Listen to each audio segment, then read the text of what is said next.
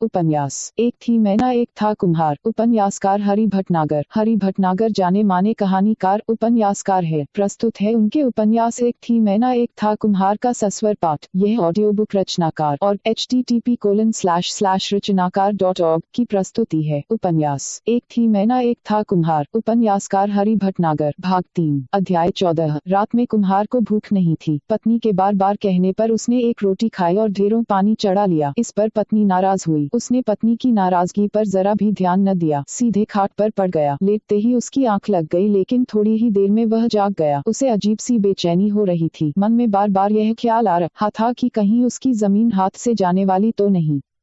उसे लग रहा था कि हो न हो बड़े साहब की निगाह उसकी जमीन पर है। तभी वह दौरे पर आए थे। उसके झोपड़े, खाली पड़ी जमीन और नीम के विशाल पेड़ को लालच भरी निगाह से देख रहे थे। उन्होंने तभी पटवारी को तलब किया था, जो दौड़ा हुआ उनके सामने जा खड़ा हुआ था। जरूर बड़े साहब ने पटवारी का हुक्म दिया कि यह जमीन मौके की है, इस पर कब्जा जमाओ।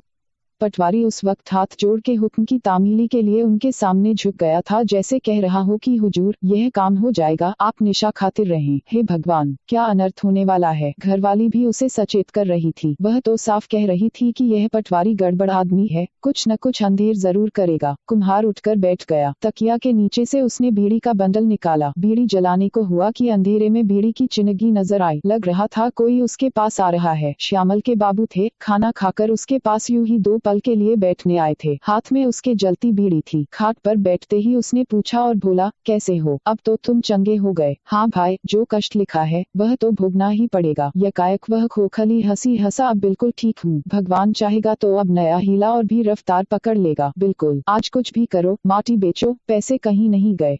आदमी में बस हुनर हो, वह भूखा नहीं मरेगा। श्यामल का बाबू बोला, पेट भर को मिल ही जाएगा यार, और ये तुमने समय रहते कर लिया, अच्छी बात है। आगे इसी काम को गोपी भी अच्छे से संभाल सकता है। अरे गोपी की क्या, अभी तो उसके खेलने के दिन है। सज्ञान होते कौन सी लाइन हाथ लगे, क्या भरोसा। देख नहीं रहे हो, नई नई चीजें आ रही है, नए नए धंधे। कभी सोचा नहीं, कभी देखा नहीं। ऐसी है भाई। श्यामल का बाबू थोड़ी देर चुप रहा, फिर बोला, फैक्ट्री का क्या मामला है? तरह तरह की बातें सुन रहा हूँ। कोई कह रहा है कि बस्ती के बीचों बीच में कहीं लगने वाली है, कोई कहता है तुम्हारे झोपड़े के सामने। आज पटवारी मुझे मिला संझा को। मैंने उससे पूछा तो वह भी कहने लगा कि फैक्ट्री लगेगी। मैंने पूछा कहाँ, तो बोला चिंता क्यों करते हो, सुना है तुम्हारी खैर खबर लेने घर आया था। कुम्हार बोला, हाँ आया था। मुझसे भी यही कहने लगा कि मेरे रहते चिंता न करो, मुझ पर भरोसा रखो, मैं सब देख लूंगा। तुम किसी से या पटवारी से चर्चा न करना। श्यामल का बाबू बोला, पटवारी तो मेरे कान में कह रहा था कि बड़े साहब को तुम्हारा झोपड़ा और नीम का पेड़ और खाली पड़ी जमीन जच गई है, हो न हो वहीं फैक्ट्री डले। कुम्हार के प्राण नहों में समा गए। तुम चिंता मत करो। श्यामल का बाबू बोला, कोई मजाक खेल है क्या? हम लोग मर गए हैं क्या? कोई यहाँ घुसे तो सही, लिहाज गिरा देंगे। वह गुस्से में भर उठा था। यकायक श्यामल की आवाज आई। शायद उसकी माँ उसे बुला रही थी। जय राम कहकर श्यामल का बाबू उठा और अंधेरे में खो गया। कुम्हार के दिल की धड़कन बढ़ गई थी। थोड़ी देर बाद जब वह मटके से पानी निकालकर पी रहा था, उसके दिमाग में आया कि उसे घबराना नहीं चाहिए जब तक कोई बात साफ नहीं हो जाती। अभी एकदम से भड़बड़ाने से कुछ हासिल होने वाला नहीं। पटवारी जरूर गड़बड़ आदमी है, लेकिन जब वह कुछ कह रहा है तो उस पर यकीन करना चाहिए। हो सकता है वह अच्छा मदद करे। अक्सर देखा गया है, नीचे के लोग मदद कर देते हैं। हो सकता है कुछ करे, नहीं भला क्यों कहता। वह तो हमारी खैर खबर के लिए झोपड़े पर आया। आज भला कौन किसे पूछता है। ऐसे में बिना सबूत के उस पर शक करना ठीक नहीं। जब वह कह रहा है कि हम कोई न कोई रास्ता निकाल देंगे, तो उस पर भरोसा करने में क्या जाता है। पत्नी लाख मना करे, मैं तो अभी उस पर भरोसा करूंगा, चाहे जो हो जाए। उड़ी उड़ी बातों पर क्यों कान दे। इन बातों को सोचता वह काफी देर तक नीम के नीचे टहलता रहा।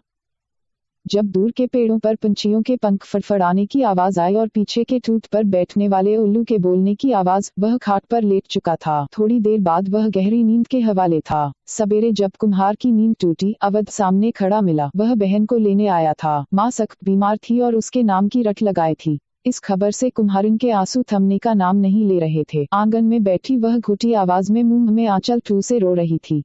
माँ के लिए वह रो रही थी। इसी के साथ कुम्हार को अकेला छोड़ने का दुख उसे साल रहा था। वह बीमार था, अभी अभी तो ठीक हुआ, उसे छोड़ के कैसे जाए। सोच सोचकर बेहाल हुई जा रही थी वह। कुम्हार ने अवध से पूछा, क्या हुआ जिया को? सास को वह जिया कहता था, हालांकि सभी उसे जिया कह के पुकारते थे। अवध ने कहा, पहले सर्दी हुई, फिर तेज बुखार और पेट में दर्द, उस पर दस्त। अब ये हाल है कि उठ बैठ नहीं पा रही है। कह रही है समय आ गया है, परबतिया को बुलाओ। न कुछ खा रही है न पी, बस एक रट परबतिया परबतिया। परबतिया अपना सामान बांध रही थी और बीच बीच में कुम्हार से कहे जा रही थी, ठीक से रहना, रोटी बना लेना। मन तो हो रहा है कि गोपी को छोड़ जाऊं, लेकिन वो जाने की जिद किए है कि नानी के घर जाएंगे, एक पल यहाँ नहीं रुकेगा, नहीं छोड़ जाती। अवध ने कहा, जीजा तुम भी चलो न, हम ऑटो बुला लाते हैं, वैसे भी तुम कभी निकल नहीं पाते हो, बहन को ले जाओ, समय मिला तो मैं पीछे से आ जाऊंगा। परबतिया ने कहा, रहन दो तुम, कोई झूठ तुमसे बुलवा ले, चलो न जीजा। अवध ने इसरार किया। भोला ने कहा, सच्ची कहता हूँ, तुम चलो, मैं जरूर आऊंगा, जिया को देखने का मेरा भी मन है। परबतिया का जाने का जरा भी मन न था, रह रह वह हंसुआ पड़ती। रूंधे कंठ के बीच उसने खाना बनाया, सबको खिलाया। जब जाने को हुई, उसे जोरों की रुलाई छूटी। आवाज तो नहीं निकल पाई क्योंकि उसने मुंह में आंचल ठूस लिया था। हाँ, आंसुओं को वह रोक न सकी जो उसके चेहरे को भिगो रहे थे। अवध झोला लिए आगे आगे चलने को हुआ, पीछे गोपी की उंगली पकड़े कुम्हारिन थी। ठीक इसी वक्त मैना ने दर्दीला स्वर छेड़ दिया। कुम्हारिन ने मैना को देखा, जैसे कह रही हो कि ध्यान रखना कुम्हार का, मैं जल्द लौटूंगी। हाथ हिलाते हुए कुम्हार रूंधे कंठ से दीवार की आड़ में आ गया। पता नहीं क्यों इस वक्त पत्नी को जाता देख वह सिसकियां दे रो पड़ा। मंडी के ठेले में जोतने के लिए बड़े मियाँ को चुटकारा देता जब अवध बड़ा, उस वक्त इंतहा खुश था, इसलिए कि अब वह बड़े मियाँ को लाइन पे ला देगा। बहुत बदमाशी, हरमपन जोता था, अब उसका हिसाब निपटाना है। देखता हूँ कौन बचाने आएगा अब। जीजा की मजबूरी है और बहन बोलने से रही, ऐसे में मैं खुद मुख्तार हूँ। ऐसा बांस बजाऊंगा कि शरीर की सारी चूलें ढीली हो जाएंगी, फिर करते रहना सीपो सीपो, देखते हैं कितना सिपियाते हो। हरमपन न घुसेड़ दी तो अवध नाम नहीं, साला, नीच, कमीन।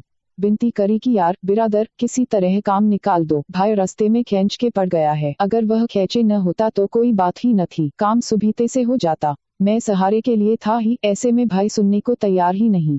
सच्चाई के लिए रोने लगे। भोला को धोखा दिया, उसे बताया नहीं साफ साफ। एक नेक आदमी से बात छुपाई और से निकाल लाए। लो अब निकाल नहीं लाया, सामने बात करके सीधी सीधी। अब सच्चाई झाड़ो, ईमानदारी का निर्णय पारो। कौन सुनेगा, कौन है तुम्हारा जो बीच में आएगा? आए तो सही, समझा दूंगा उसे भी अच्छे से कि बीच में आने का मतलब क्या होता है, अवध से उलझने का मतलब क्या होता है, समझ में आ जाएगा जब लट चलेगा। साला हरामी, वह बड़बड़ा रहा है, बड़े मियाँ नाम रखा है, सारा बड़प्पन निकाल दूंगा इस बार। करो हरमपन, देखता हूँ कितना करते हो, टांग के रख दूंगा, सारी हेकड़ी निकल जाएगी।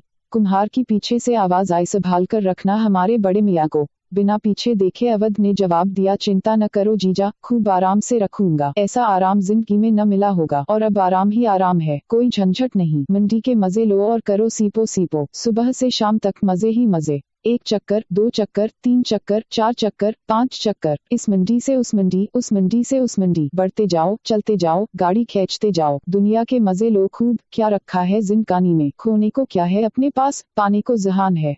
बड़े मियाँ तेज गति से चल रहे थे, उन्हें हंकाने की जरूरत नहीं पड़ रही थी, उल्टे अवध को दौड़ना पड़ रहा था। यार तू तो दौड़ रहा है, मुझे थका डालेगा, धीरे तो चल, अवध हांफता बोला। अवध जब बड़े मियाँ को लेकर निकला था तो उसका गुस्सा 7वें आसमान पर था, गुस्से में तड़प रहा था, लेकिन पता नहीं अब यकायक उसे क्या हुआ कि वह सोचने लगा कि जानवर को सताने का कोई मतलब नहीं, जो हुआ सो हुआ, भूल जाओ।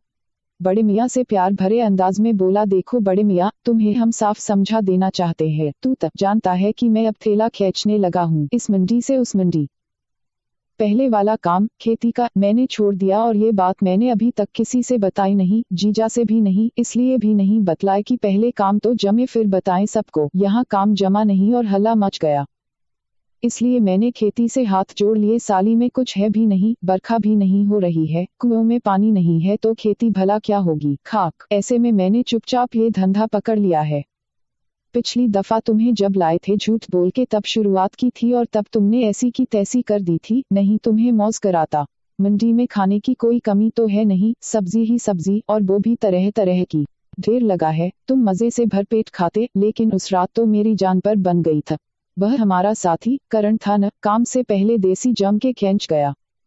अब खींच तो ली लेकिन बेटा अपने को संभाल नहीं पाए, फिर वह देसी भी पता नहीं कैसी थी कि उसने उसकी हालत बिगाड़ दी, चढ़ गई ऐसी चिड़ी की न पूछो, वह मंडी में ही डल गया। कितनी कोशिश की, उठा ही नहीं, फिर तुमने भी रंग में भंग कर दिया, दुलत्ती और चला बैठे। वध दाढ़ दिखाने लगा। देखो अभी भी दर्द बना है, तुमने ऐसी दुलत्ती भांजी की मैं चारों खाने चित घंटों होश नहीं। ठेले खड़े थे बेसहारा। हे भगवान, क्या करता उनका। फिर अकेले भगवान का नाम लेकर खींचना शुरू किया। पूरी रात ठेले खींचे, तब जाकर काम पूरा हुआ और पसीना इतना कि हर बार बनियान कपड़े गारने पड़ते। खैर अब तू गड़बड़ नहीं करेगा, समझ ले। रुक, पहले बीड़ी खैनी का जुगाड़ तो कर लूं। अवध पान के ठेले के सामने रुक गया। उसी के बगल लाला की चाय की दुकान थी, जहां इस वक्त ताज़ा समोसे बनने की गंध उठ रही थी। अवध बोला, बड़े मियाँ समोसा खाना है तो बोल दे, गरम गरम मामला है, ऊपर से धनिया की चटनी। ए रामू, एक गुटखा और जर्दा तो रगड़, बढ़िया खुशबूदार। लाला बोले, अरे ये बड़े मियाँ को तुम कहाँ ले जा रहे हो, यह तो भोला कुम्हार का साथी है। अवध बोला, बड़े मियाँ ने हीला बदल दिया है, वक्त के हिसाब से जीना चाहता है, जिसमें मौज मस्ती भी कुछ करने को मिले। बहुत हो चुके मटके, कुल्हड़, सकोरे, पुरे। लाला ने अवध से छिपाकर बड़े मियाँ को 4 समोसे दिए, जो कल रात के बचे थे। अंदर का माल खराब हो गया था। बड़े मियाँ कुछ नहीं बोले, चुपचाप खा गए। जानवरों के साथ सब ऐसा ही बर्ताव करते हैं, किसी में जरा भी हमदर्दी नहीं। कैसे लगे बड़े मियाँ, अवध ने पूछा। अच्छे थे न, खूब गर्म। बड़े मियाँ ने कोई जवाब न दिया। एक और चलेगा, अवध ने पूछा। बड़े मियाँ कोई जवाब देते इससे पहले ही लाला ने एक काफी गर्म समोसा बड़े मियाँ को दिया, जिसे वे बहुत ही मुश्किल से किसी तरह हलक के नीचे उतार पाए। रास्ते में जहाँ खटखटे के घोड़े, खच्चर और गधे पानी सोखते हैं, अवध ने बड़े मियाँ को ढील दिया। खैनी तंबाकू का मजा लेने को भी कहा, जिसे बड़े मियाँ ने हंसकर मना कर दिया। अवध के व्यवहार पर बड़े मियाँ आश्चर्यचकित थे। ये वही अवध है कि कोई और अवध? यह तो बहुत ही अच्छा आदमी है, कितनी सेवा कर रहा है, कितना ध्यान रख रहा है, प्यार से काम समझाता है, जरा भी नाराज नहीं होता। ऐसे चलो, किनारे चलो, फासला बना के, रुक रुक कर सुस्ता के चलो, कोई जल्दी नहीं, कोई आफत नहीं फटी पड़ी है। ठेले मकाम पर पहुंच जाएं सही सलामत, यही अपना काम है। ठेले वाले कर्रे पैसे देते हैं तो उनका भी काम अच्छे से होना चाहिए। क्या हफ्ते 10 दिन में बड़े मियाँ ने अवध का दिल जीत लिया। सलीके और लगन से ऐसा काम किया कि अवध उसे इंतहा प्यार करने लगा। थोड़े ही दिन में बड़े मियाँ शहर के चप्पे चप्पे से परिचित हो गए। किस मंडी में, किस रास्ते से कैसे माल लेकर निकलना है, अच्छे से जान गए थे। कहाँ ढाल है, कहाँ चढ़ाव, कहाँ गहरा जानलेवा गड्ढा, कहाँ रास्ता सकरा, कहाँ चौड़ा, सब उनके दिमाग में बसा था। आंख मूंद कर बता देते। शाम को 2-3 बजे से सब्जी बाजार लगना शुरू हो जाता। शुरू में तो लोग इक्का दुक्का दिखते, लेकिन गैस बत्ती के जलते ही ऐसी गदर मचती कि न पूछो। थेल मथेल, चीख गुहार, सब्जी वालों की ऐसी गुहार की कान के पर्दे फट जाएं। बड़े मियाँ सोचते, ऐसी गुहार की क्या जरूरत, लोग अपने आप आ रहे हैं, सामान खरीद रहे हैं, फिर भी गुहार। यह गुहार लगातार तेज होती जाती। जैसे जैसे रात घनी होती जाती, गुहार और भीड़ ढलान पर होती जाती। धीरे धीरे भीड़ छिटने लग जाती, सब्जी बेचने वाले ही रह जाते, गैस बत्तियां बुझाई जाने लगती और फिर सामान बंधने लग जाते। ठेलों को एक लाइन में बांधना शुरू हो जाता। फिर शुरू होता इन्हें दूसरी मंडी में ले जाने का सिलसिला। बड़े मियाँ अपने काम को बहुत ही अच्छे से अंजाम दे रहे थे कि अगले माह ही ऐसा कुछ घट गया जिसने सब कुछ उलट पलट डाला। हुआ यह कि बड़े मियाँ ठेलों की आखिरी खेप लेकर धीरे धीरे बढ़ रहे थे। वे सबसे आगे थे और एक दूसरे से बंधे 10 ठेले उनके पीछे। यकायक उनके आगे 2 साइकिल सवार, जो बेतरह शराब पिए हुए थे, नशे में डावाडोल उलझकर सड़क पर आ गिरे। शराबियों के गिरते ही सामने से तेज गति से आ रहा एक डंपर उनको कुचलने से बचाने के चक्कर में शराबी तो बच गए, रहे ठेले उसकी चपेट में आ गए। 10 के 10 ठेले पहचान में नहीं आ रहे थे, दुझ गए थे। उनमें लदा सामान चारों तरफ बिखर कर मिट्टी में मिल गया था। किस्मत अच्छी थी कि बड़े मियाँ को गिरने के बाद भी तनिक भी चोट न लगी और वे भौचक खड़े थे। कुछ समझ में नहीं आ रहा था कि क्या करें, कब से अवध को बुलाया जाए। संयोग था कि अवध वहां आ पहुंचा। दूचे ठेले और सामान का सत्यानाश देखकर उसका दिमाग घूम गया। बड़े मियाँ ने जरूर कोई हरमपन की, तभी यह हादसा हुआ। अब ठेले वाले उसे जिंदा नहीं छोड़ेंगे, कहाँ से भरेगा वह पैसा। हे भगवान, उसकी आंखों में खून उतर आया। उसने लठ उठाया और अनगिनत लठ बड़े मियाँ पर बरसने लगे। पांवों पर लठ, पीठ पर लठ, सिर पर लठ, पोंग पर लठ। हे भगवान, ये जालिम तो मार डालेगा। बड़े मियाँ गिर गए, फिर भी लट्ठों की बरसात होती ही रही।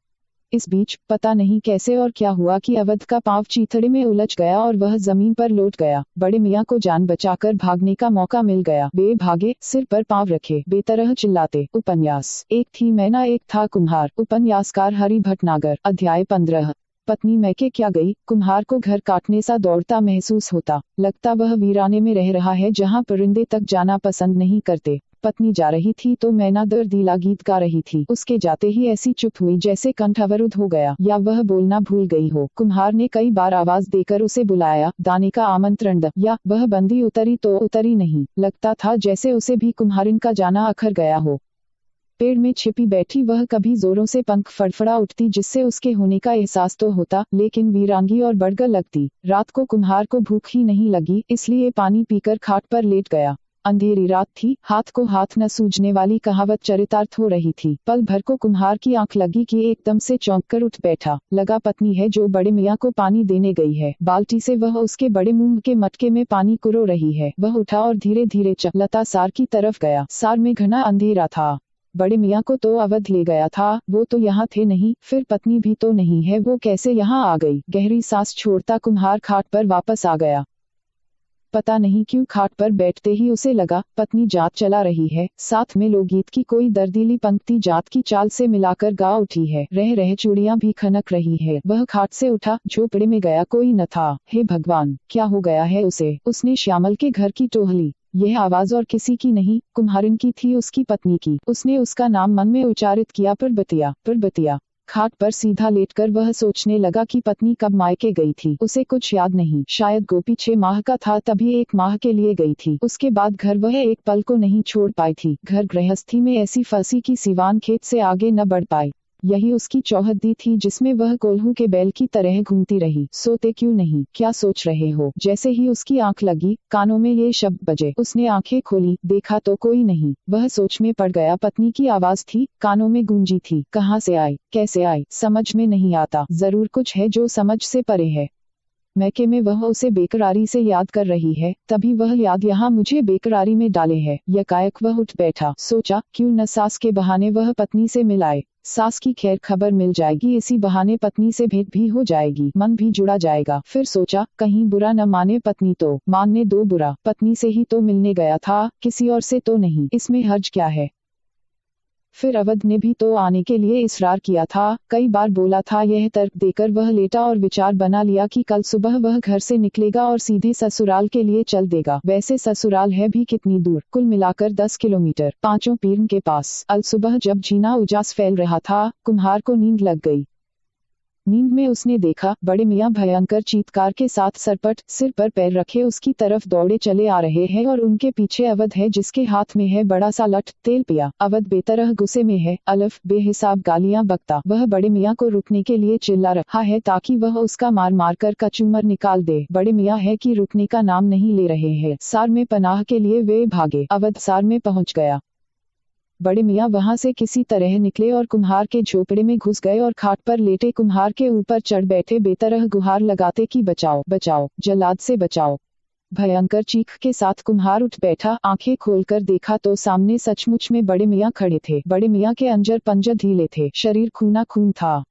पैर, सिर, पीठ, गर्दन, शरीर का कोई भी हिस्सा ऐसा न था जो चोट खाया न हो, खून से छेबा न हो। कुम्हार को यह समझते देर न लगी कि किसने इसके साथ दुराचार किया। उसकी आंखों में खून उतर आया, बावजूद इसके उसने जब्त किया। बड़े मियाँ के घावों को गर्म पानी से धोया, उस पर फिटकरी फेरी और मरहम का लेप लगाया। बड़े मियाँ को दाना पानी देकर कुम्हार घंटों उसके बदन को सहलाता रहा। दूसरे दिन दोपहर होने से पहले कुम्हार बड़े मियाँ के साथ अपनी ससुराल के दरवाजे पर था। बड़े मियाँ ने सीपों की मीठी गुहार से सांकल खोलने का निवेदन किया। कुम्हारिन ने सांकल खोली, दोनों को सामने खड़ा देखा तो शर्म से सिर पीट लिया, हाय दया। फिर कुम्हार से कहा इतनी बेसब्री की क्या जरूरत थी, भगे चले आए, एक आध दिन तो रुक जाते, साथ में बड़े मियाँ को भी ले आए, मैना की कसर रह गई थी बस। कुम्हार जब ससुराल पहुंचा था तो दरवाजे की संद से उसने पत्नी को देख लिया था जो आंगन में पिटे पर बैठी हंसिया से तरकारी काट रही थी। सामने उसकी माँ नाव जैसी खाट पर लेटी थी। माँ पाँव में चांदी के लच्छे पहने थी जो धूप में चमक रहे थे। ये तो भली चंगी है, बीमार बिल्कुल नहीं, जरूर परबतिया को बुलाने का नाटक रचा गया। वैसे तो किसी तरह निकल न पाती। उसका मन हुआ कि सांकल खड़काए लेकिन हिम्मत नहीं जुटा पाया, पीछे हट गया। बड़े मियाँ से फुसफुसाकर बोला यार तुम आवाज लगाओ न बाबा, हमसे न होगा। बड़े मियाँ घबराकर बोले क्यों नहीं होगा, मुझे डर लग रहा है। बजाय उल्टा सीधा न सोचें तो बेवकूफ, ये बात तुमने पहले क्यों नहीं बताई। तुमने पूछा कब था, मैं तो तुम्हारी खातिर दौड़ा चला आया, तो मेरे खातिर ही अब आवाज लगा दो न बाबा। तो तू लौट जा यहाँ से। कुम्हार ने जब यह कहा तो बड़े मियाँ आंखें चमका के बोले, यह तुम्हारी नहीं मेरी भी ससुराल है। वो कैसे? तुम्हारी ससुराल है तो इस नाते मेरी भी ससुराल हुई। तो तू ससुराल में रसगुल्ले खा, मैं निकलता हूँ। जब कुम्हार ने ऐसा कहा और बढ़ने को हुआ तो बड़े मियाँ ने हार कर गुहार लगा दी। एक हफ्ते बाद जब कुम्हारिन घर आए, कुम्हार ने उसे ये बातें बताईं। कुम्हारिन बोली, तुम भी गजब हो। वह हंसने लगी, कुम्हार भी हंसा। कुम्हारिन बोली, चले गए तो अच्छा ही हुआ, माँ से सबसे भेंट हो गई। वैसे जिया को कोई खास दिक्कत नहीं थी, दस्त हुए और वह लस्त पड़ गई। लगी छाती पीटने की, बुलाओ सबको। बेचारा अवध काम छोड़कर भागा आया। समय से जिया को दवा मिल गई, एक खुराक में बच गई। लेकिन तुम्हारे बिना एक पल वहाँ रहना मुश्किल था। मैं तो उस रात जागती रही, करवटें बदलती रही, बस तू आंखों के आगे था। कुम्हार ने मुस्कुरा कर कहा, मैं तो तान के सोया और देर से उठा। कुम्हारिन बोली, हो ही नहीं सकता। अगर ऐसा होता तो भागे आते भाई बंद को लिए। मैं तो जिया की खातिर गया था। झूठा कहीं का, तू ऐसी बोलता है। कसम खा। किसकी? लंगड़ी की। हाँ, तेरे लिए तो वही सबसे प्यारी है। हाँ, मैं लंगड़ी की कसम खाके कहता हूँ कि उस रात मैं सो नहीं पाया। पूरी रात तेरी याद में कट गई। अब तू जान और तेरी लंगड़ी जाने। हल्की ठंड थी, धूप अच्छी लग रही थी। कुम्हारिन बोली, यहाँ तो कम है, माँ के यहाँ ज्यादा ठंड थी। तुम जब आए थे जिया धूप में पड़ी थी। उसके पाँव के चांदी के लच्छे कैसे चमक रहे थे कांच से। बुढ़ापे में भी जिया गहने लादे रहती है। क्यों न लादे, भगवान ने दिया है तो लादे है। उस पर भी नजर लगी है कि माँ किसे देती है, अवध को या दया को। क्या करना है अपने को। सब अच्छे से रहे भैया जी, कुशल से काम। जी। गौरी की आवाज थी। श्यामल के बाबा ने शहर में झुग्गी बना ली थी। लीला ने जगह दिखलाई और बस मामला जम गया। कई दिनों से यहाँ से जाने का हो रहा था। सामान तो थोड़ा थोड़ा करके चला गया था, कुछ रह गया है वह यहीं पड़ा रहेगा, उसकी ऐसी जरूरत भी नहीं। आज शाम को गौरी बच्चे श्यामल के साथ यहाँ से चली जाएगी, यह खबर देने वह आई थी। वह यह भी कह रही थी कि तुम लोग भी वहीं आ जाओ, धीरे धीरे सब ठीक हो जाएगा। यहाँ कुछ नहीं धरा है। गीली आंखें रुंधा कंठ लिए जब पत्नी लौटी, कुम्हार सब जानते हुए भी अनजान बना रहा। प्लास्टिक के गिलासों की गिनती करने में उलझा था। पत्नी ने गौरी के यहाँ से जाने की खबर दी, तब भी वह कुछ नहीं बोला। बोलकर भी क्या करेगा वह। शाम को गोपी श्यामल के घर से लौटा तो आंखों में आंसू भरे बेआवाज रो रहा था। माँ ने अनजान बनते हुए पूछा, क्या हो गया बेटा। गोपी यकायक जोरों से रो पड़ा। क्या हो गया है, बोल तो सही। रोते रोते वह बोला, श्यामल जा रहा है, हम किसके साथ खेलेंगे, हमें भी भेज दो उसके साथ। कुम्हार बोला, तो यहाँ बड़े मियाँ के साथ कौन खेलेगा, मैना को दाना पानी कौन देगा, अम्मा दे देगी। अच्छा दादा। तेजी से आता श्यामल का बाबू कुम्हारिन के पांव छूता बोला, हम लोग निकल रहे हैं, अब तुम्हारा इंतजार है, आ जाओ तो मजे रहेंगे। लीला और गुड्डू का जलवा है, घर बन जाएगा चुटकियों में। अच्छा। काफी दूर तक दोनों उन्हें ऑटो के पीछे पीछे चलते छोड़ने आए। गोपी खाट में मुंह छिपाए रो रहा था। उपन्यास, एक थी मैना एक था कुम्हार। उपन्यासकार हरि भटनागर। अध्याय 16। फैक्ट्री लगने वाली बात जंगल में आग की तरह फैली और शहर के जिस भी कोने में बस्ती के लोग थे उन तक किसी न किसी के जरिए पहुंच ही गई। यह बात सच है कि उनकी जमीनों पर आंच नहीं आई थी, इसलिए वे अंदर ही अंदर खुश थे। लेकिन यह भी सच है कुम्हार के साथ होने वाले अन्याय से सभी दुखी भी थे और उसे दिलासा दे रहे थे कि जब भी सुना है खराब है, लेकिन हम तुम्हारे साथ हैं, तुम जब भी आवाज दोगे हम हक की लड़ाई के लिए आ खड़े होंगे। कुम्हार के लिए यह एक बहुत बड़ी बात थी कि समूची बस्ती के लोग उसके साथ हैं, सभी उसके साथ लड़ने मरने के लिए तैयार है। उसकी छाती फूल कर दुगुनी हो गई थी। सुनी सुनाई बातों से जहां कुम्हार विचलित था, वहीं यह सोच उसे अंदर ही अंदर ताकत दे रहा था कि जब तक बात साफ होकर सामने नहीं आई घबराना मूर्खता है। पटवारी ने भी यही कहा है कि फैक्ट्री लगने वाली है, लेकिन कहाँ लगेगी यह बात उसने अभी तक साफ नहीं की थी। वह तो यहाँ तक कह रहा है कि मेरे रहते घबराने की जरूरत नहीं, मच्छा पर भरोसा रखो, मैं सब रास्ते पर ला दूंगा। यह बात अलग है कि पटवारी ने अभी तक जो काम किए गलत किए हैं। पत्नी भी इसी बात को रह रह दोहराती रहती है, लेकिन जब तक वह हमारे साथ कुछ गलत नहीं कर रहा है उस पर भरोसा करने से क्या जाता है। मैना का स्वर आज बदला हुआ है, जैसा सुरीला वह गाती उसके बिल्कुल उलट। उसमें कुछ ऐसा भाव है जैसे कोई घपला होने वाला है, कुम्हार को उससे आगाह कर रही हो, और कुम्हार है कि उसकी बात समझ नहीं पा रहा है। निरीह भाव से वह टुकुर टुकुर पत्नी की ओर ताक रहा है। कुम्हारिन भी कुछ समझ नहीं पा रही है। यकायक वह बोली, चिड़ियाए सा तभी बोलती है जब उन्हें सांप या बिल्ली आते दिखाई देते हैं। वे संकट पहचानती है। चल तू काम कर, जो होगा सो देखा जाएगा, अभी से उसके लिए हलाकान क्यों हो। कुम्हार ने कुम्हारिन से कहा।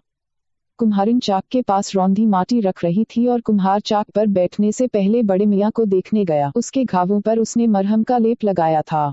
मरहम घाव पर टिकता नहीं था, इसलिए कई कई बार उसे लगाना पड़ता था। और सब घाव पुर गए थे, कूल्हे का घाव बाकी था जो उसे भारी पीड़ा दे रहा था, पुरने का नाम नहीं ले रहा था। कुम्हार के नगी चाती कुम्हारिन बोली, ना किसने इतनी बेरहमी से मारा कि जान निकलना रह गया था, पूरा मार डालता तो सब्र होता। कुम्हारिन आंखें तमतमा के बोली, अवध अब दिखे तो बताऊं उसे, इतना सुनाऊंगी कि यहाँ दोबारा कभी पाँव नहीं रखेगा। वह नीच है कमीन, ऐसा दोगला आदमी हमने देखा नहीं, झूठा कहीं का मक्कार। देखो न, मंडी में काम करने लगा, खबर तक न दी, जैसे मैं उससे काम की बोलूंगा, मर भी जाऊं तो न बोलूं। पत्नी ने कहा। गहरी सांस भरता कुम्हार चाक पर बैठने को हुआ कि उसे पटवारी आता दिखा। पेड़ों की चितकबरी धूप छांव में धीरे धीरे चलता वह सीधे कुम्हार के पास आता जा रहा है। कुम्हारिन बोली, लो पटवारी आ गया। मैं ना इसके लिए तो नहीं किटकिटा रही थी। कुम्हार कुछ नहीं बोला, उसके स्वागत में झुककर खड़ा हो गया। बोला, हुजूर। बैठे बाल्टी में हाथ डुबोता मिट्टी साफ करता वह बोला, बस 1 मिनट। हाथ धोके खाट लाया। वह खाट के लिए झोपड़े में घुसा, खाट बिछाता वह बोला, बैठे हुजूर। अरे यार, मैं तो यूं ही यहाँ घूम आया, मैं तो तहसील जा रहा था। यकायक नई बुनी खाट को देखता बोला, बड़ी सुंदर बुनी है। भोला, तू जो काम करता है नायाब करता है, तेरे मटके भी ऐसी कमाल के होते हैं। वह खाट पर बैठ के बाद पर पंजे पटकता उसकी तारीफ के पुल बांधने लगा कि मैना जोरों से किटकिटाने लगी। सहसा वह फड़फड़ाते हुए तीर की तरह नीचे उतरी और पटवारी के सिर पर ऐसा झपट्टा मारा मानो उसका मुंह नोच डालना चाहती हो। पटवारी सकते में आ गया, घबरा गया, लगा बाज है जो उसकी आंखें निकालना चाहता है। वह हड़बड़ाकर उठ खड़ा हुआ और जोरों से चीखा, ये बाज कहाँ से आ गया, मारो मारो मारो। मैना पलक झपकते नींद में कहीं छिप गई थी। पटवारी हकबकाया हुआ था, क्या करे, कुछ समझ में नहीं आ रहा था। बाज उस पर क्यों झपट्टा मार रहा है, उसने क्या बिगाड़ा है उसका। वह निरीह भाव से मुस्कुराया और कुम्हार की ओर देखने लगा जैसे उसी से यह प्रश्न कर रहा हो।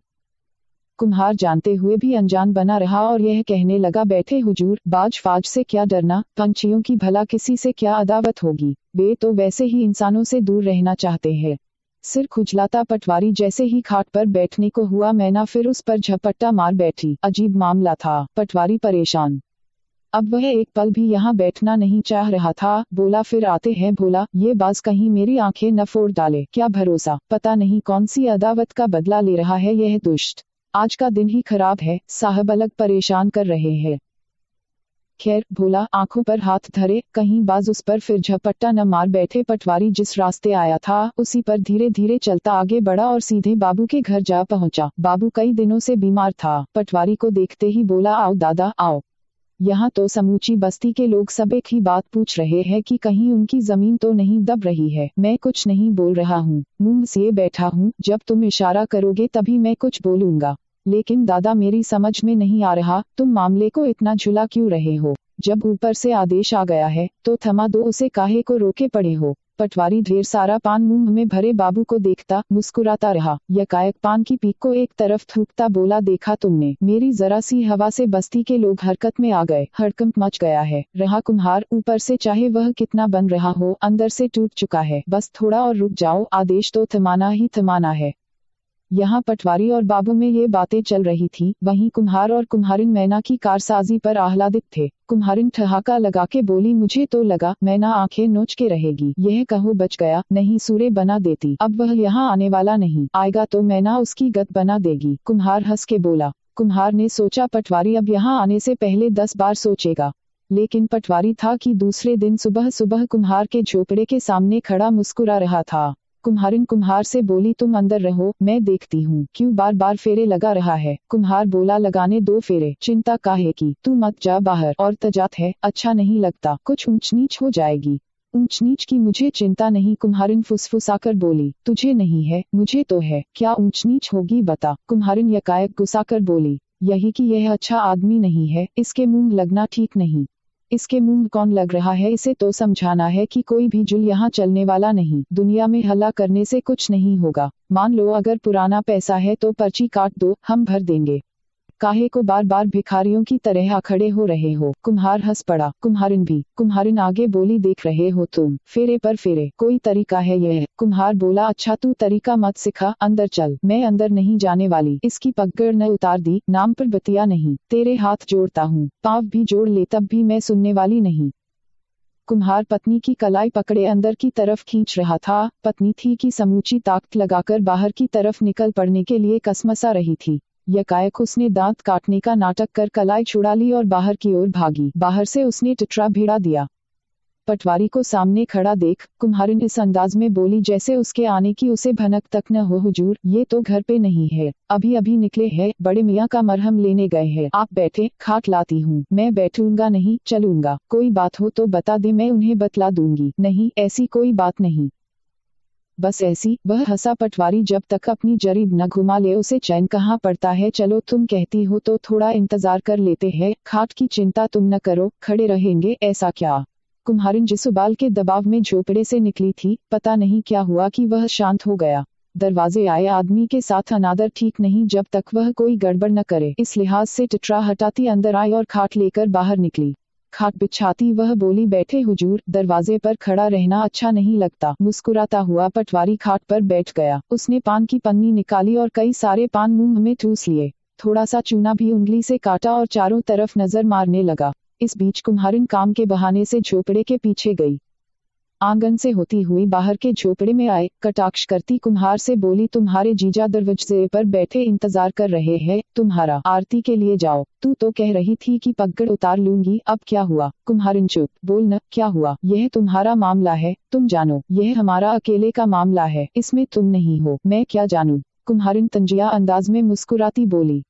ये तो अंधेर है। कुम्हार गहरी सांस छोड़ता बोला, चिंता न कर मेरे माटी के कुम्हार, चिंता न कर। तूने ही कहा है जब तक बात साफ न हो चिंता में गलना अच्छा नहीं। सहसा बाहर पेड़ पर मैना अजीब सी आवाज में किटकिटाने लगी। पटवारी खाट पर पैर चढ़ाकर बैठ गया था। मैना का यह रूप देखकर उठ खड़ा हुआ भयभीत सा। कुम्हार ने चुटकी ली, तू नहीं है तो मैना है, मेरे साथ वह निपट लेगी।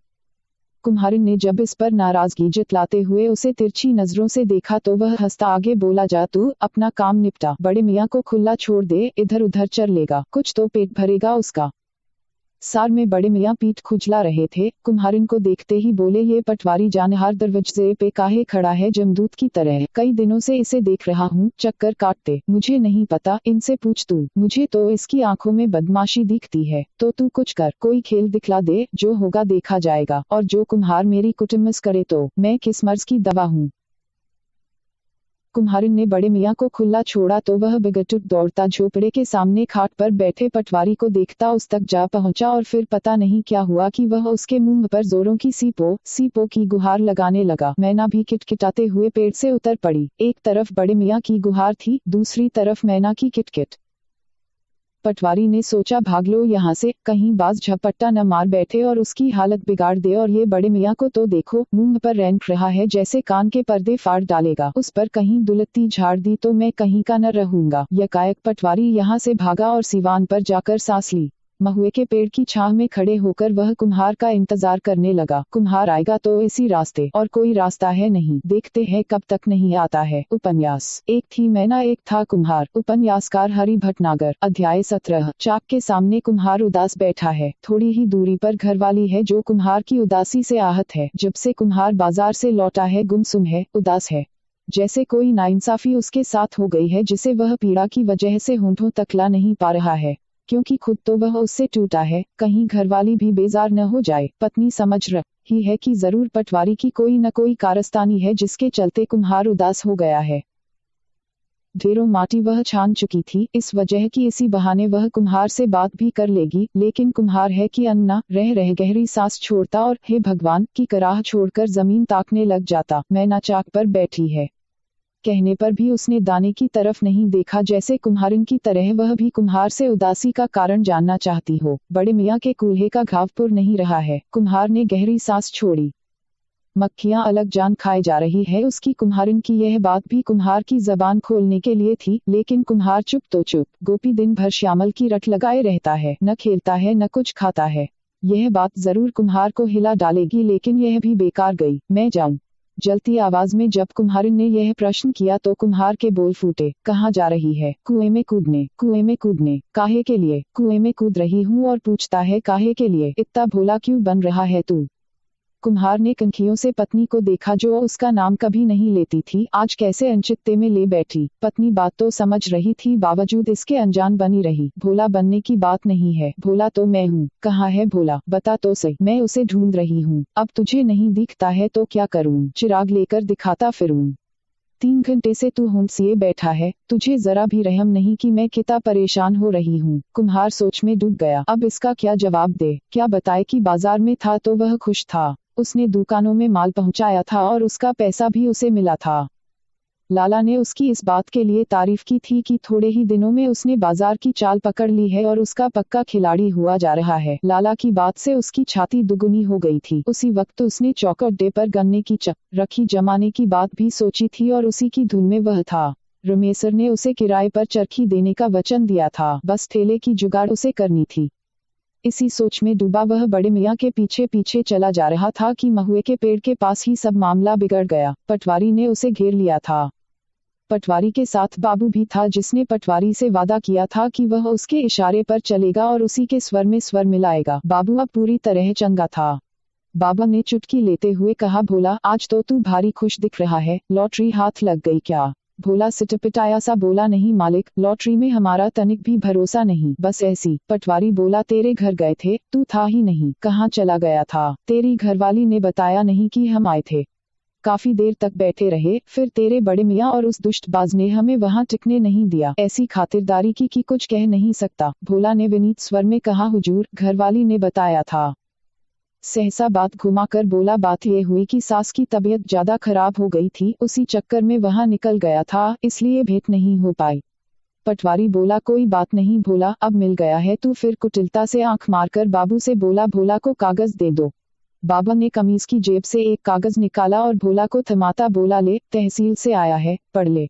भोला घबरा गया, बोला, क्या है हुजूर, हम तो पढ़े लिखे हैं नहीं, आप बताएं कि यह क्या है। भोला हाथ जोड़ता दोनों के सामने खड़ा था। पटवारी ने कहा, घबराने की कोई बात नहीं है, वही फैक्ट्री वाली बात है। बाबा ने समझाया, देखो, हाँ, यहीं खड़े रहो, उधर मत जाओ। क्या है कि गवर्नमेंट ने एक आर्डर निकाला है। आर्डर यह है कि सड़क किनारे और उसके आजू बाजू जो लोग बसे हैं उनके पास जमीन का पट्टा है तो उसे दिखाएं। पट्टा नहीं है तो वह जमीन कब्जे की मानी जाएगी, गवर्नमेंट सबको हटाएगी। तू घबरा न, तू तो बरसों से रह रहा है, तेरे पास तो पट्टा होगा। कुम्हार बोला, मालिक, पट्टे की हम नहीं जानते, हाँ, जमीन हमारे पुरखों की है। मुद्दतों से हम यहाँ रहते और खेती करते आ रहे हैं, यह जमीन हमारी है, हम तो उसमें अन्न उगाते हैं, किसी से भी पूछ लो। पटवारी बोला, किसी से क्या पूछ ले, तू बता, पट्टा है तो दिखा। मालिक, वो तो खसरे खतौनी में सब होगा, हमारे बाप दादों का नाम, आप देख लें। बाबा ने उसके कंधे पर हाथ रखा, कहा, अभी तू परेशान न हो, घर में देख ले, सब मिल जाएगा। पटवारी ने सांत्वना के अंदाज में कहा, हम तो कागज देना नहीं चाह रहे थे, वैसे यह तेरे नाम है भी नहीं, आम जनता के नाम है, आर्डर है, सूचना है। हम कई दिनों से टालते आ रहे थे कि किसी तरह बात टल जाए, लेकिन क्या है, ऊपर का फरमान है। हम कितने दिन इसे दबा सकते हैं, जितने दिन हमसे दब गया, हमने दबाया। अब जब हम पर दबिश पड़ रही है, हम लाचार है। ये कागज सबको थमाना पड़ रहा है, फिर तू चिंता काहे कर रहा है। मैंने पहले भी कहा था कि मैं तेरे साथ हूँ और अंतिम समय तक रहूंगा, तू विश्वास तो कर। ऐसे कागज तो आए दिन आते हैं, मैं सब मामला निकाल दूंगा। सहसा दोनों बड़े साहब ने तलब किया है, कहकर चले गए थे। कुम्हार ने गहरी सांस छोड़ते हुए पत्नी से कहा, अब ये मामला है, क्या करें बताओ। कुम्हारिन ने गीली आवाज में कहा, मैंने पहले ही कहा था, दाल में कहीं काला है, ये कमीन और कुछ नहीं, हमें बेदखल करना चाहते हैं। काफी देर तक दोनों के बीच गहरी चुप्पी छाई रही। इस बीच कुम्हार ने मैना को दाना और पानी परोसा। मैना काठ की तरह बैठी रही, जैसे जितला रही हो कि ऐसी खबर पर भला कोई दाना पानी हलक के नीचे उतार कैसे सकता है। बड़े मियाँ भी गमगीन से धीरे धीरे चलते चाक के पास आकर बैठ गए। क्रमशः अगले भाग में जारी।